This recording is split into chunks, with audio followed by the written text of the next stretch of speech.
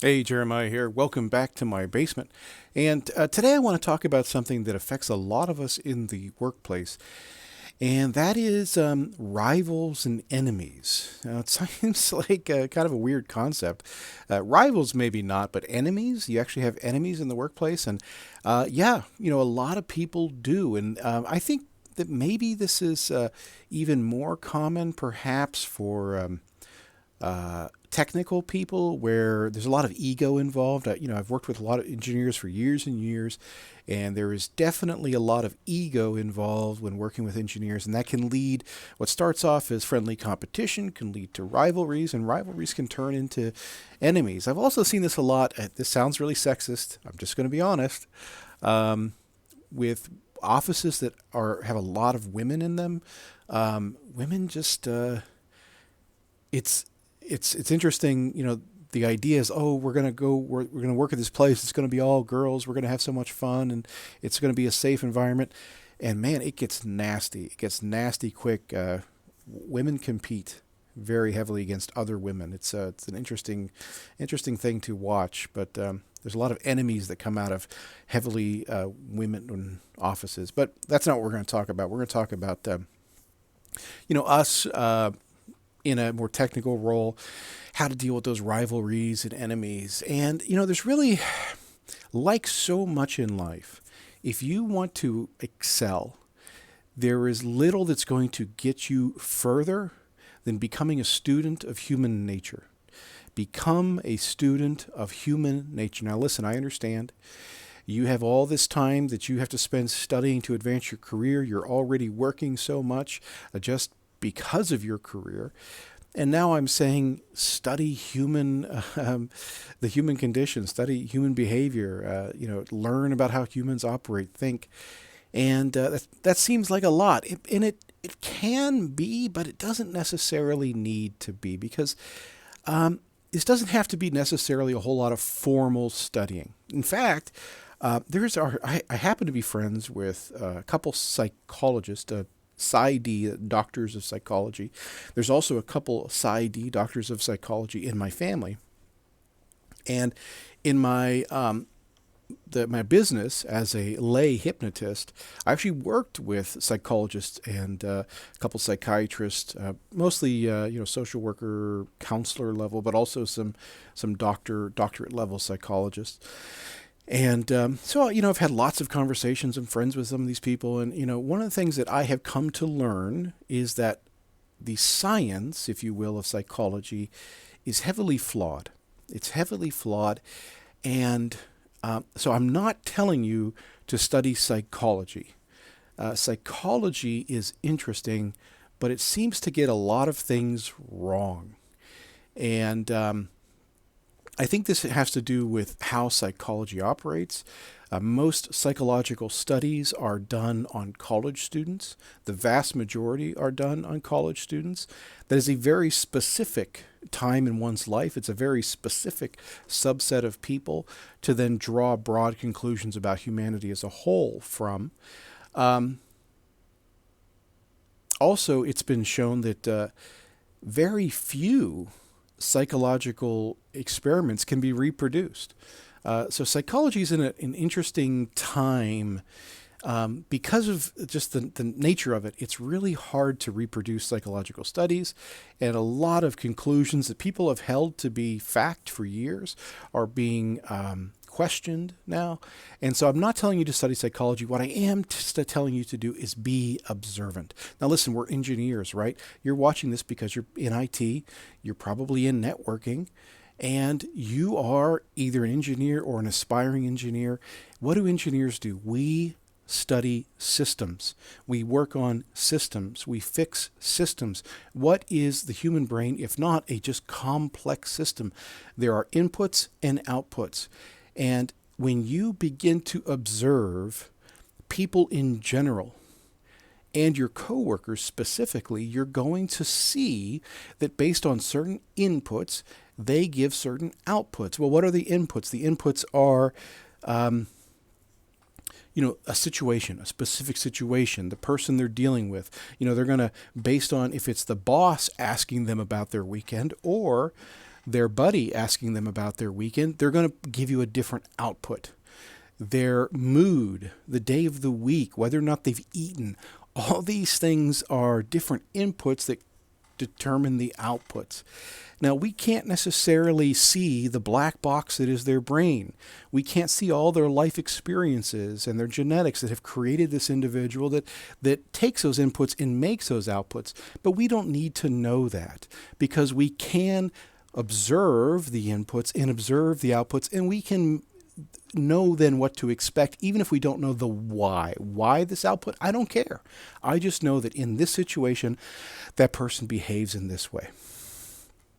So that is step one to dealing with really not just your rivals and enemies, but has to do with every aspect of business, is become an observer of people, become a student of human nature, watch how people react to things in general, and observe how people react to things specifically. When you approach someone in a way that says you get them. You get them. If you walk into a meeting and you're meeting with a person who is always we are here for this purpose, I'm going to take these notes, we're going to talk about this thing, and then we're going to get on our way. And you walk into that meeting and you're prepared and you sit down and you just get right to it, that ticks in their head, because that's not what most people do. Most people don't meet them where they are at. Most people are going to try to bring others to them. They're going to walk into that meeting and say, oh, this is Jim. Jim always wants to just play it by the numbers. But I like to have fun, so let's have a fun icebreaker. Hey, what's your favorite type flavor of bubble gum? I don't know, whatever. And if Jim is the kind of guy, it annoys him. It gets under his skin. So when you walk in and you're like, Jim's like, oh, hey, wow, I appreciate that. He might not say anything. He might not even consciously be aware that it just happened, but part of his brain is going to be aware of that. When you walk into a meeting and you're with Bob, and Bob likes to talk about the weekend. He likes to talk about sports. You got to basically fight Bob to get him on track. And you sit down, you're like, Bob, man, did you see the game last night? Oh, dude. And then, that's going to resonate with him. That's going to say, oh, hey, he's meeting me. You are meeting Bob, or you are meeting Jim where they're at. You're not trying to force them to come to you. You are going to them. Now, this is just a general rule, but when you can master that with your rivals and enemies, you're going to see some amazing things happen.